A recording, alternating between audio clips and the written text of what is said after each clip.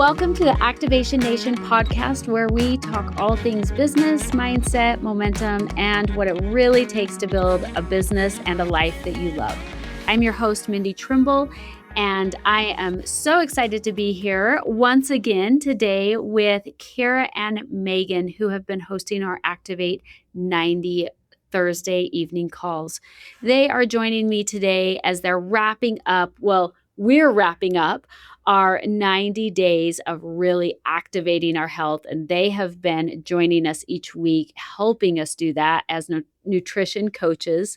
We're going to be diving into what have we learned over these last 90 days and how can we take the information that they have shared with us and the knowledge and take it beyond throughout 2026, right? That's always the hardest thing, I think, sometimes is keeping that momentum going and really applying it into our lives each day and making it a habit. I think that's the biggest thing, right? Kara and Megan, is like keeping that habit, as we call it, going. And how do we keep that momentum happening? So I'm going to just jump right in and really turn some time over to Kara and Megan. And again, thanks for joining me again. We had so much fun the last time. And so I'm thrilled that you're back with me again. And I'm going to jump right in. First of all, let's kind of look back on the last 90 days. From your guys' perspective, and this might look different, and I hope each of you listening will think about the same thing. But what has stood out to you the most from the participants that you have gotten to know or worked with in these last 3 months? And with Megan and Carrie, you just jump in, and whichever one of you wants to answer is great. No, I can start. I think the fun thing about this whole process was actually we zoom out a little bit and look at the whole picture. I know some of these lessons we dove into the nitty-gritty and a lot of that scientific nerdy stuff. And I think a lot of us, we get stuck with those little minor details versus like, hey, what's the actual big picture? And we always kind of come back full circle of like, this is what we truly mean about nutrition and our movement and our sleep and our recovery. We want it to be a simple process, not something that requires so much extra brain power, because most of clients at your guys' place have busy lives. So it's like we want this to be a game plan where they can continue. I think another big thing is knowing that there is no end date. It's not a marathon with a finish line. It is, what are we doing and progressing and growing year after year? I'm so glad you said that, because we keep referring to 90-day challenge, Activate90, and we keep using that. But Megan, I'm glad you brought that up, because you're right. There's really not 90 days is not the ending. I feel like the 90 days is just really the amount of time that you can use to create the habits that you want to be long-term, right? So I love that you said that. There's not a finish line. There's not an end to this. It's really something that we're trying to set up to continue on with throughout, not just this year, but really just throughout your life. Kara, what do you feel like stood out to you the most throughout these last 3 months? I think it was recognizing that the getting started piece, we're kind of talking about this 90 days. The getting started piece is really, we've talked about just what I like to call the infrastructure, right? Mhm. We're laying brick by brick, and we're not only laying the brick, we're learning how we're laying those bricks, the pacing in which we're going. Can we sustain that? Do we need to slow ourselves down? And I think that's where we kind of can get lost in that beginning of the year and that New Year's resolution. And then we kind of get to the end of the year and we realize we're not the same as we were, but we're not supposed to be. And I think there's a lesson of recognizing that you don't really restart. You just allow yourself to kind of regroup or recenter, right? So we're kind of paying attention to, we know the infrastructure piece is still coming back to those components that allow for us to kind of build for bigger and grander kind of lifestyle pieces for that long-term gain. Absolutely. Well, so have there been any things that you've noticed from that very first call that we had back in January to now, and we still have some left, but have there been any mindset shifts or changes that you have noticed in the participants, the people that have been hopping on the call, our LifeVantage field. Have there been any things, like specific things that you guys have noticed as you have been on these calls throughout the last few months?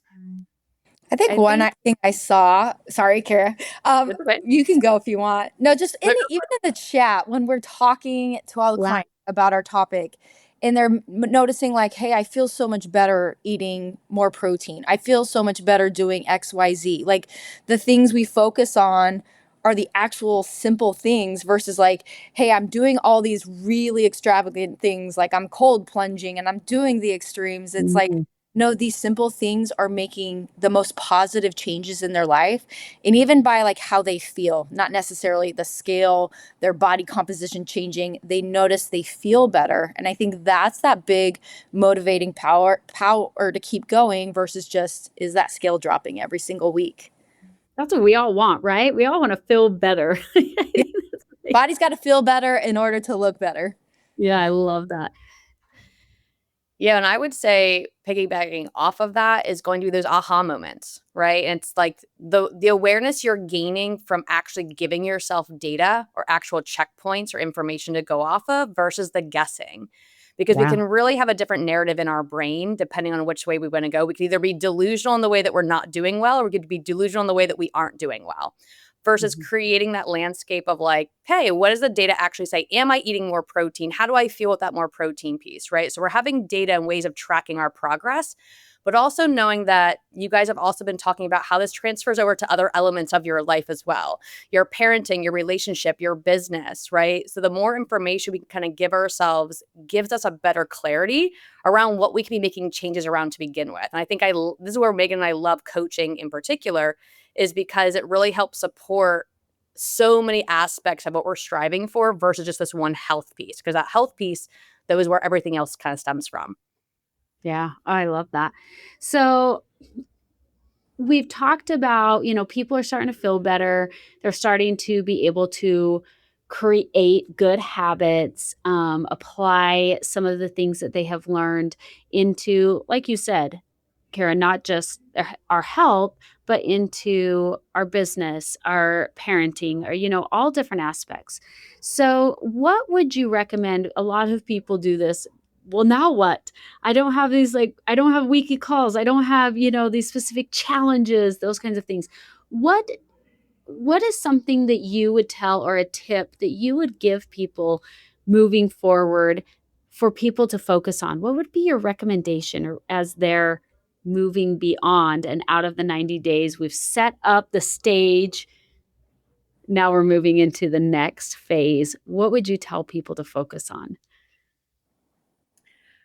I think I would say focus on being able to maintain what you just created, right? I think Mhm. it's easy for us to focus on that next step, right? The next thing that we could be chasing for, which is beautiful. I think it's always good to have aspirations and like ambition, but allowing yourself to get used to the ease in which you are doing the new things. It's still relatively new, right? Especially if you're doing it only for 90 days. We have Yeah. people that we're comparing ourselves to that have been doing it for 9 years, Right. right? And Megan and I tell our clients that we're no different.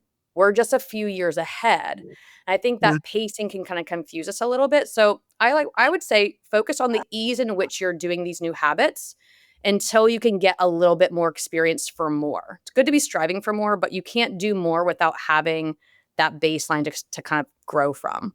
So I kind of keep it boring a little bit. Absolutely. Simple. I like to use the Yeah. word simple, Yeah. right? Yes. I'm all about simplicity in life. So if it's simple, I will do it. Yeah. Yeah. And I think too, there's always this mental battle from your old habits to these newer habits. They're going to fight each other, and they're probably Yeah. going to fight each other for longer than 90 days. And so, and with our clients, I always kind of try to focus on like, hey, you're going to mess up. We learn for that. We move on. But then you start shifting your perspective of what your future self will be happy and proud about. Because there's so many times people are like, I don't want to stick to my diet. I'm just going to get fast food. And they wake up the next morning and they feel awful. And so it's remembering, hey, how did you feel? And I can guarantee if you did something different than that, than what you wanted to do per se, you would wake up and probably not regret eating something healthier that made you feel better, that made you sleep better. So just kind of thinking in the future a little bit, not too far where you're going to get Mhm. overwhelmed, but just like remembering these little mishaps as little learning curves to grow from. Yeah. Absolutely. Because those habits have to have a place to live, right? So we have 90 days in, right? We're getting results, we're feeling great. Results aren't actually results if you can't sustain the result, right? So anyone can make changes really fast, right? Any diet can work, any lifestyle change, hack or whatever that is, it works until it doesn't. But if it's not working anymore, it's because it didn't work to begin with. So part Yeah. of that is giving and creating that sustainability piece and that simplicity and the ease in which you're doing it to be able to have that, in Megan's point, that long-term vision for it all. Absolutely. Something that I feel like helps me a ton is keeping a little bit of a journal, writing it down so that I can go back and go, oh, because I know, we talked about in the very beginning, everyone's so busy. They've got busy lives. Everyone is running in different directions, rather it's kids, business, families, work, whatever it might be. And it's so easy to forget and to, in the moment, think, oh, I felt really good that yesterday I stayed on track with X, Y, and Z. And I really noticed a difference. I slept better last night. I woke up feeling more energized today. That really worked well. Writing that down, I think, and being able to reflect on that is it's been a huge game changer for me. Okay. So really, I love that, what to focus on, the little things, keeping it simple, taking a mental note or writing it down, what is helping, not getting discouraged when things don't go perfectly because we know they don't. How do you feel like, what is the best way? Because I think that's a big thing is getting discouraged and getting frustrated with messing up, making a bad decision, feeling like you maybe took a few steps backwards, whatever it might be. When that happens and you've got things that come up like traveling or work events, you're not in a place where you can keep those habits or do some of the things that you're used to. What are some things that you guys recommend as life comes in and you're not in a place, maybe, like I said, you're traveling or work gets really busy and you're just not in a place where you have access to something really healthy. When life gets busy, what are some tips that you guys give people that you work with to try to maintain those healthy habits in not ideal situations? Yeah, I think as Kira said, that infrastructure, that framework in all scenarios in life. Like we all love our perfect, easy weeks. We can get everything done, but that's just not what real life is. And so with our clients, we like to talk through almost that worst case scenario of what would we do in this situation. Say we're traveling. That means, hey, we're not going to get the appetizer, main course, dessert, and that glass of wine. What would you change here where we could still focus on moving you forward? And it may mean, hey, we're going to do a healthier protein option and drop the dessert. It's having realistic expectations in those moments. And I think sometimes we try to keep our perfect week as the expectation in the most non-perfect scenarios. And so it's kind of shifting what that goal could look like. Mentally, that's hard because it's feeling like you're failing, but it's also going to navigate real life a whole lot better, still get you close enough on that plan. And then when you get back, that's when you have that full control back on you versus, hey, I'm at the mercy of the hotel, what restaurants are available, how do I order when I eat out? I think a lot of people are scared to trust themselves in that nutrition space because they haven't had that infrastructure, that foundation place. And so that's kind of the main focus of this whole process, these 90 days of, yes, at home, we do have that control, but how do we take that out into the real world? Right. Now it can Yeah. be really challenging.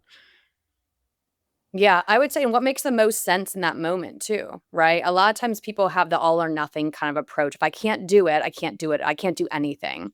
So we're really good at focusing on what we can't do versus focusing on what we can. So I know when I travel, just for that example, when I travel, I'm probably not going to be hitting my food the way that I want to. So I remove that expectation that I'm going to, but I don't remove the expectation that I'm still caring for my body. right? So there's still a bridge there and we can shrink that gap, but there's other things I can focus on. I can focus on hydration pretty easily when I'm traveling. Can focus on my steps pretty easily when I'm traveling. So it's allowing yourself to be flexible in the approach to the goal, but not flexible with the goal itself, if that makes sense. And again, to Megan's point, you're allowing yourself to practice new versions of what that looks like, right? If you're not committed to learning about yourself or learning where to get things wrong or where you got things right, you're going to have that start stop constantly versus that removing, as Megan mentioned too, removing that end goal. You're going to have sick days. You're going to have your kids having sick days. You're going to have busy work weeks. The work Mhm. doesn't go away because life is lifing. So it's more of like planning for the worst case scenario and hoping for the best, as Megan said too, but allowing yourself to recognize like the expectation needs to shift when the context shifts. Usually people Mhm. don't shift their context with expectations or vice versa. Yeah, I love that.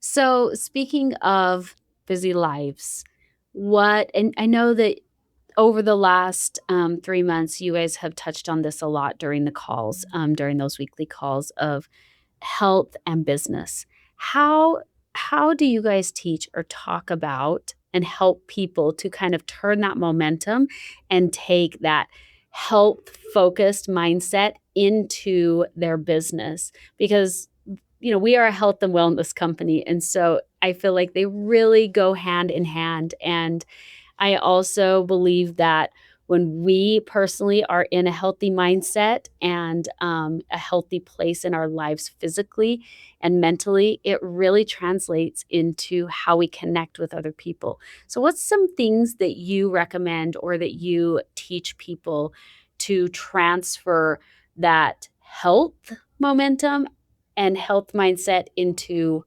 business momentum?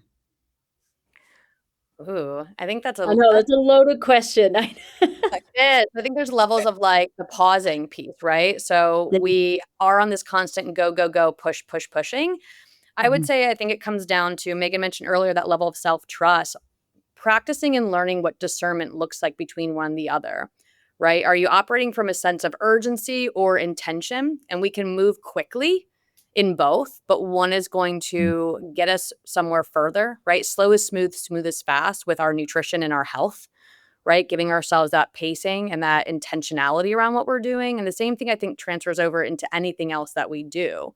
So as long as you're doing as many things on purpose as possible, you're more likely to get the outcome you want than forcing it without really paying attention to figuring out if it's even working for us, right? Because it's this achievement kind of culture that we're in, which is good, but it can kind of convince us that we're behind when we haven't even paused to think if that actually makes sense for where we currently are.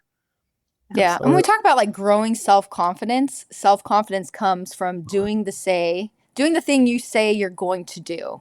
And Mm. so I think we kind of wait for this motivation piece to like, all right, that's going to get our butt in gear. We're going to do all the things. But it's also a scary deep dive into that unknown of like, hey, I'm going to stick with this. And it is amazing to see over the last 10 years when the focus becomes, yes, we're taking care of you. We have that self confidence boost in this area. It does trickle into all your other areas, your business, your relationships. You want to show up better, not just for yourself, but for your people as well. So it's this full circle moment of just like, hey, taking care of you allows you to take care of people, as cliche as that sounds. But I've seen it. It's just magic what happens when people focus on it. And I really think I totally agree with you, Megan. I'm laughing that you said that as cliche as it sounds because I really think that it is actually that simple. And sometimes we tend to overcomplicate it, right? Or make make it more complicated and harder on ourselves than it needs to be. And we're always our own worst critic, but I think it really is that simple. If we are showing up and walking the walk, it really shows.